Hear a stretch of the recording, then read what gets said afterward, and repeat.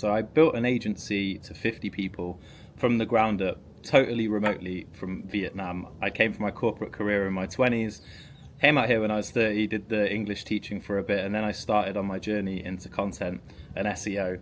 And I lost it all about 3 years ago. I had some problems with the algorithm on Google. AI came out, there was a lot of distrust in the market, and I had lots of clients leave me. And basically, I had to start from scratch and from zero. And in that time, trying to get it back, I've spent close to $50,000 on courses, programs, you name it. I've tried every single content angle under the book. And I've gone to that stage of doing like a million different things to see what works and what doesn't work. And I thought it'd be useful today, sitting on my rooftop here in Da Nang, hoping that it doesn't start pissing it down with rain, because there are some fairly gnarly looking clouds over there in the corner. But hopefully we'll get through it and we won't have to sit in the rain, because my camera definitely can't handle that. To tell you about the things that I've stopped doing that a lot of people still say you should and that you follow. And the problem we have in the world of social media, whether it's LinkedIn, Facebook, all of this, there's a lot of gurus that are selling courses and processes that maybe worked a long time ago, maybe worked for them in the beginning, but don't necessarily work now. And we find that we end up spinning our wheels doing all of these different activities when really we can just keep it simple. So I'm going to run through these things today, the things I stopped doing that people said I should always do. And if you do have any questions, just drop them in the comments. I'll make sure I get back to you. So the first thing, which I actually only stopped in January this year, is the whole process of getting people onto sales calls. So I used to do an outreach process where I'd send people a DM, and I'd mention something that I'd seen on their profile, and I basically qualify them through the DM process, get them onto a 15-minute call, and then get them onto a 1-hour sales call where I'd find their pain points, dig into all of their stuff, and get them to a place where they were ready to invest. And it works, don't get me wrong, and it's a strategy that works, but it was probably taking me 4 hours every single day. I didn't particularly feel aligned with the approach. As much as I was doing it in a way that felt okay to me, it didn't really feel like I was getting a chance to know these people. They were getting to know me, and it just took so much time and effort that if I wanted to have a week off or I wanted to go and do something else, I couldn't. Right? I had to take these calls, I had to be there. If I missed a few days, I'd have to come back and I'd have a stack of messages. I have to try and remember at what stage each of these messages are at. All of this stuff that just really, took a lot of effort. And granted, at the end of a sale, it was like, $8,000, which is fantastic. And I had a lot of good results with the clients that were coming through. But it just didn't feel like something I wanted to do. So I've stopped doing that. And I've also stopped doing coffee calls, get to know you calls, quoting calls, any of that stuff. Like, I think that if people want to work with me, then they should consume some of my content, join my newsletter, which you'll find a link for in the comments, and get to know a bit about what I'm about and decide whether or not I'm the kind of person they want to work with. And it's saved me so much time, and it's given me so much more freedom because I'm not tied to my calendar.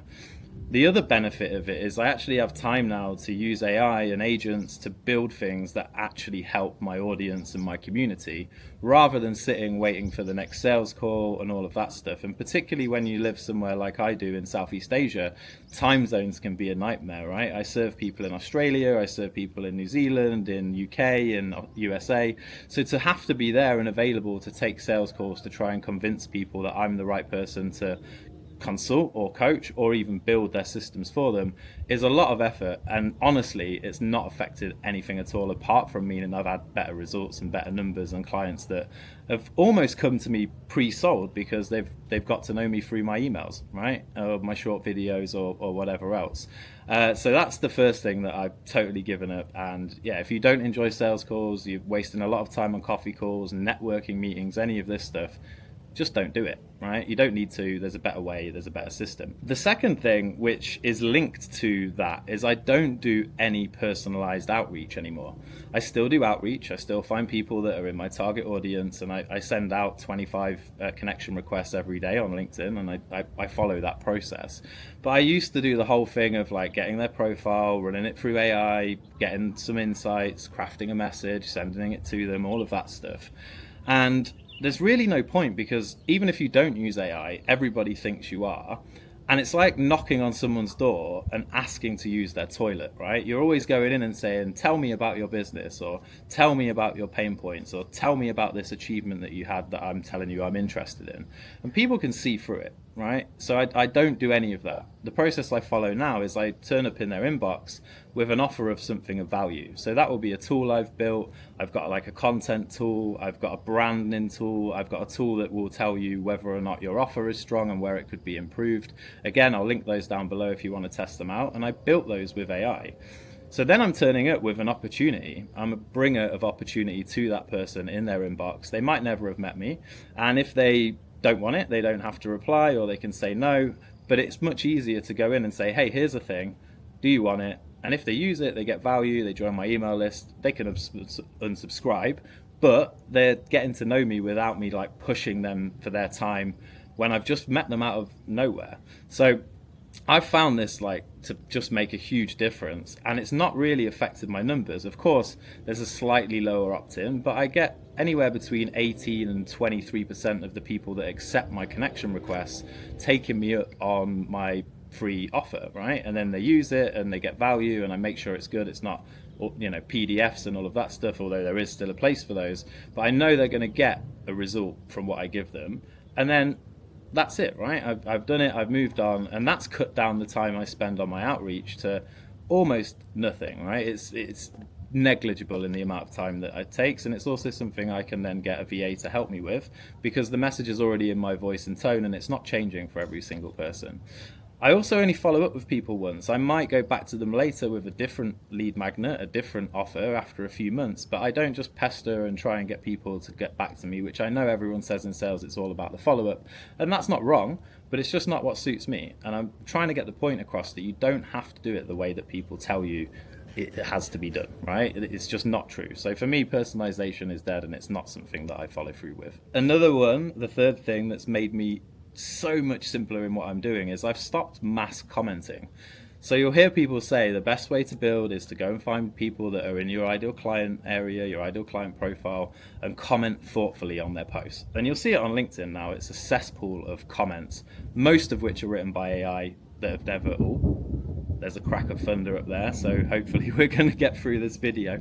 But I don't comment anymore. In fact, that's not true. I do comment, but I do it very lightly when I actually see something on my feed that I'm interested in. I don't do mass comments of like, let's go through the whole list and do an hour a day and all of this stuff. And people say LinkedIn doesn't like post and ghost. I've noticed no difference in my engagement on my content at all, right? And I don't get massive engagement, but I do get people wanting to talk to me, join my stuff through my content, but I've noticed no difference at all in not mass commenting on people's stuff.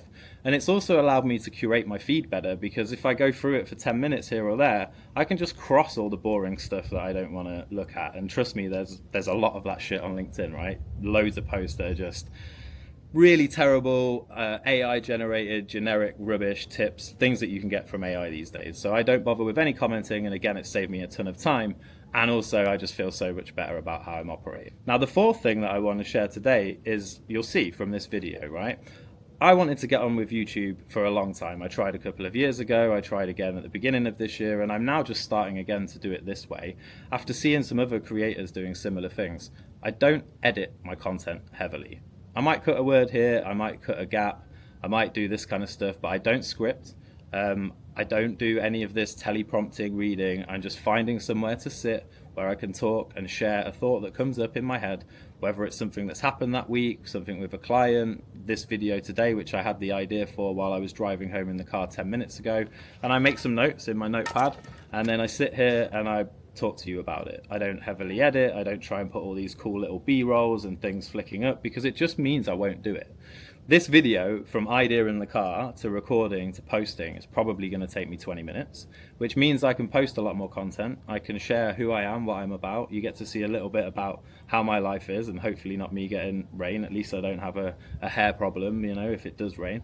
But it's made everything so much simpler. And even down to like my short videos, if I have a thought or a process, whether I'm in the car, whatever, I just record it quick, use CapCut or something, and post it. The only thing I do edit a little bit more is my comedy skit videos, but those, again, they're like from idea to script creation to editing and posting, about 20 to 30 minutes. And that's something I'm teaching pretty soon in my Skit System workshop, which is going to be on the 13th of August. If it's past that date, there'll still be a link to it in the comments. It's $100, and I'm going to do a 90-minute session where I teach you all of that. there was just a spot of rain there, so we're going to have to wrap up. But yeah, they're the 4 things that I've decided I'm not doing, and they've not made any difference to my business. In fact, I've been getting more engagement, more interested people turning up, and I just enjoy it much, much more. So if you've enjoyed this video, give me a like, subscribe. I'm going to be making a ton more of these. I'm committing to making one a day. It really is spitting rain now, so I'm going to have to go. But thank you for watching, and I'll see you in the next one.